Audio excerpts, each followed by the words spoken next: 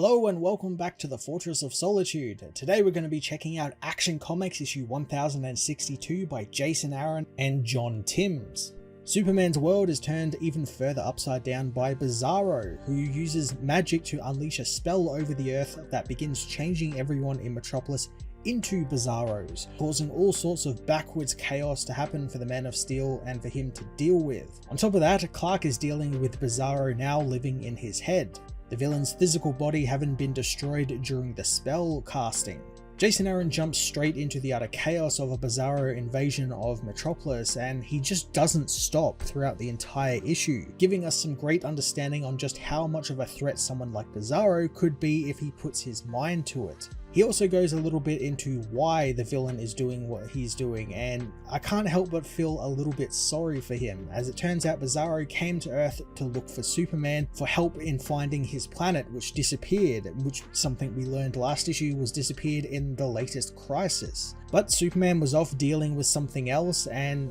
Bizarro was left at the whims of the Metropolis people, who made fun of him and hurt his feelings, calling him a terrible villain and a freak and all sorts of things like that. And that gave him a really bad view on what humanity is, and in turn makes him want to turn to violence in order to stop it, since he can't properly regulate his feelings, and so he wants to make everyone feel like he feels and be who he is. It's a fantastic way to paint Bizarro as the misunderstood monster we've seen before, and build on it further by upping the stakes and giving him some actual credible threat. Aaron's handling of Superman's supporting cast, mostly Lois this issue, is really interesting as well. I really like the idea that he turns Lois obviously into the opposite of what she is, so she becomes a book-burning, fake news-loving anarchist who, instead of championing Superman, is completely against the hero, rallying the city behind her hate for the hero. It leads to an interesting dilemma for Superman, as he wants to save these people, but they don't want to be saved, and being that they all still technically have free will, he can't really impose his will on them and confirm their accusations of him being a dictator for doing so. It's a lot deeper of a dilemma than I figured Aaron would give a Bizarro story, but it works really well and I welcome it totally. It's something I completely did not expect. With Bizarro proving to be a credible threat this time round, Aaron also gives us an interesting look at what Superman is like being pushed to his limits, as Clark tries his best to help the Bizarro people who don't want him about, and the more the spell spreads, the more he has to constantly deal with. So we end up with a Superman who's weeks without rest, and who's also dealing with a villain in his mind trying to convince him to become a Bizarro himself.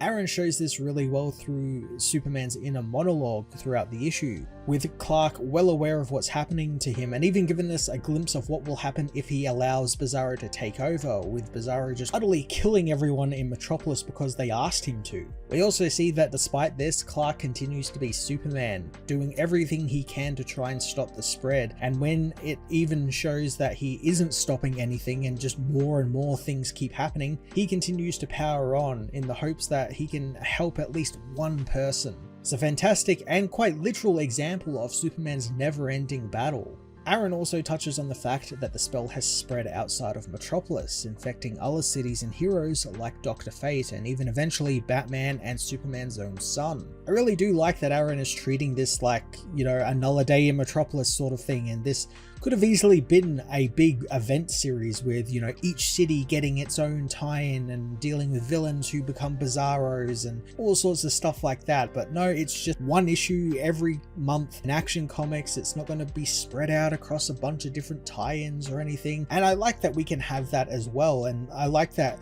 every now and then a book like Batman or Superman or Wonder Woman or The Flash will have an event that kind of spreads out into the other cities, and they don't really recognize it and just kind of do their own thing, and it allows the writer to have a little bit more freedom, and he's not constrained by, okay, what's happening over in Batman or what's happening with The Flash at the moment, I've got to work with other writers to try and fit that into my story. This is just him telling this story because he wants to tell it, and I like that. I kind of like that. It kind of goes with the whole Superman Superstars initiative they're doing with this, where each 3-issue run is going to be its sort of own self-contained story within Superman's world. Anyway, Superman manages to fight off the control of Bizarro despite being almost taken over a couple of times, and soon he comes to terms with the fact that he's actually going to need someone to get Bizarro out of his mind and separate his mind from Bizarro's mind. And to do that, he goes to the last sane man on Earth, Bizarro Joker, who of course, being a Bizarro is the opposite, is just completely sane and normal. Joker's inclusion also finally reminded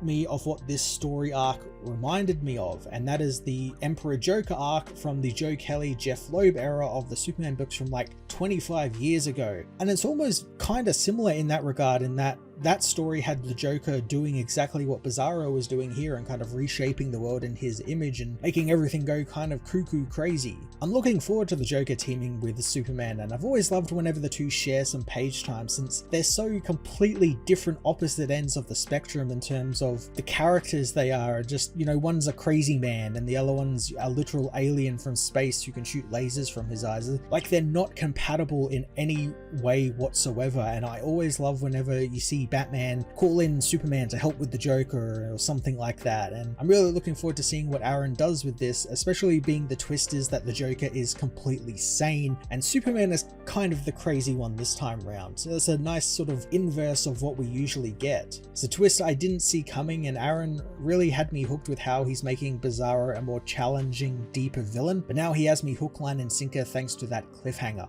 Jason Aaron's time on Action Comics so far has been fantastic. It's been a lot of fun seeing him deal with Bizarro and making him just this engine of chaos that spreads violence and death wherever he goes, making him a real threat to Superman for a change, since usually he's kind of a joke villain, since writers often use the whole backwards opposite thing to comical effect, and I like that it's being used here in a sort of real high stakes violent way, and I'm intrigued to see what he's going to do now that we have a sane Joker teaming with Superman to deal with Bizarro. It's definitely a out of left field swing for the storyline, and I'm intrigued to see how he's going to finish it up in one more issue, since there's one more issue left in his run before we head on over to Mark Waid or some other writer who's going to be taking over the book for the next 3 issues. So I'm intrigued to see if he's able to pull this all together in the final issue, since there seems to be quite a fair bit left over, but I have faith in Aaron. So far he's been doing a fantastic job on the book, and I'm very much looking forward to that final issue.